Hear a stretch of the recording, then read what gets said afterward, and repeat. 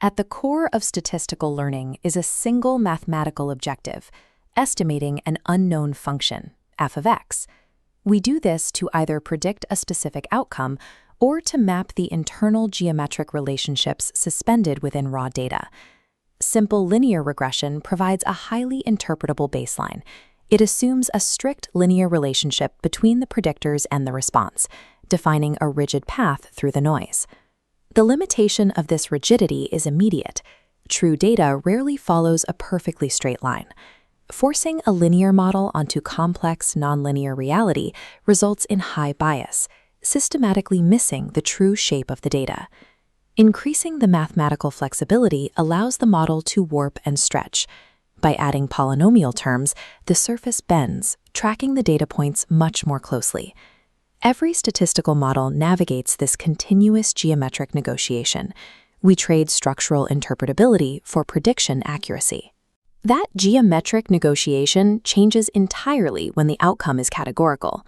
In a classification problem, the response isn't a continuous number, but a discrete category, like whether a customer defaults on a loan. Standard linear regression fails mathematically in this domain. Because a straight line extends infinitely, it will predict probabilities that fall below 0 or exceed 1. We resolve this by constraining the output. Logistic regression introduces the logistic function, an S-shaped curve that maps any linear combination of variables into a strict bounded probability between 0 and 1. Correctly estimating these probabilities requires this specific S-shaped architecture. While the resulting decision boundary remains a linear hyperplane, the model now provides a mathematically valid estimate of risk for every observation in the dataset. If we make f of x infinitely flexible, the model will snake through every single data point perfectly. Instead of extracting the underlying signal, it memorizes the random noise. This is the mathematical trap of overfitting. To honestly assess the trade-off between bias and variance, we physically divide the data.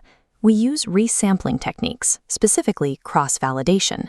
We train the model on one subset of data and then calculate the mean squared error on the held-out validation blocks. Because the model has never seen this validation data, it cannot rely on memorized noise. The training error will always drop as flexibility increases, but the validation error will eventually spike. Holding out data remains the only objective mathematical defense to ensure an algorithm generalizes to unseen realities. As we move into high-dimensional datasets, a new danger emerges. When the number of features approaches or exceeds the number of observations, standard least squares regression breaks down entirely. The variance explodes, and the model loses all predictive power.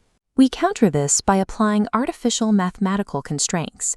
Shrinkage, or regularization, penalizes the model for having excessively large coefficients, intentionally introducing bias to drastically reduce variance. The two primary techniques are ridge regression, which uses an L2 penalty, and the Lasso, which uses an L1 penalty. They geometrically restrict the coefficient estimates in entirely different ways. This contour plot maps those geometric boundaries. The solid blue diamond represents the Lasso constraint. Notice its sharp corners. The elliptical error contours frequently intersect the diamond exactly at an axis. When this happens, that coefficient is snapped directly to 0. Intentionally shrinking coefficients and forcing variable selection builds a model that is technically biased, but yields vastly superior predictive accuracy in high dimensions. Regularization controls high dimensionality, but it relies on linear assumptions. When relationships are highly complex, a single global equation will fail to capture local structural variations. Splines solve this by dividing the feature space. They fit separate piecewise polynomials to different regions of the data, joining them smoothly at specific transition points called knots. To scale this across multiple variables without triggering an explosion in dimensionality, we use generalized additive models, or GAMs. We calculate a separate nonlinear spline for each feature and then add their contributions together. GAMs offer an exact architectural compromise. They capture highly complex, nonlinear local phenomena while retaining the strict additivity and therefore the interpretability of linear regression. We can also step away from continuous equations entirely and build models based on recursive binary splitting. A single decision tree operates by geometrically partitioning the feature space. It creates strict, easily interpretable rules that group similar observations into distinct rectangular regions. A deeply grown tree has very low bias, but suffers from dangerously high variance. A tiny shift in the training data can alter the top split, completely rewriting the entire geometry of the tree below it. We destroy that variance by building random forests. Instead of relying on one model, we bootstrap the data to train hundreds of separate, individual trees, an approach known as an ensemble. By intentionally restricting the features available at each split, we decorrelate the trees. Averaging their independent, noisy outputs systematically neutralizes the variance that plagued the single model. This is the paradox of ensemble learning. Aggregating thousands of weak, high-variance learners mathematically creates a single, incredibly robust prediction engine. Pushing the flexibility continuum to its absolute extreme brings us to deep learning. Neural networks do not require us to manually specify interaction terms or polynomial transformations. Through multiple hidden layers, the architecture learns its own internal geometric representations of the data. But all the models we've discussed assume a static target variable. In clinical trials or customer churn analysis, the target is time and the data is incomplete. Survival analysis specifically handles this right-censored time-to-event data.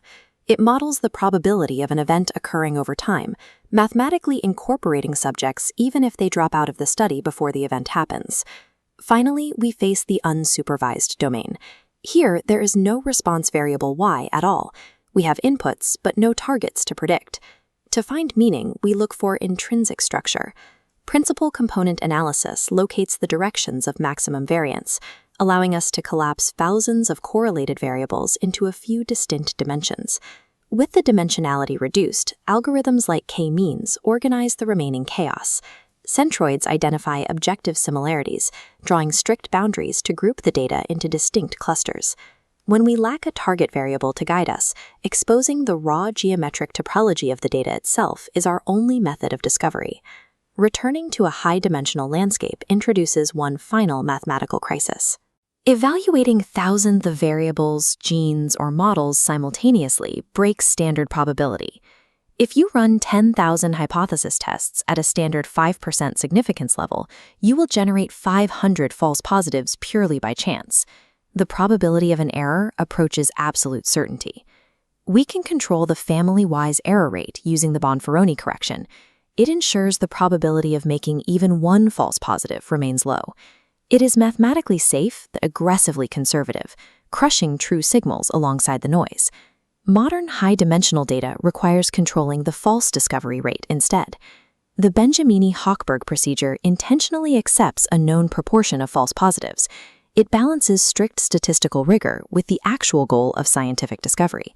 Finding true signals hidden in massive noise requires us to mathematically control and accept a specific margin of error. Statistical learning is the disciplined matching of geometric architecture to data topology.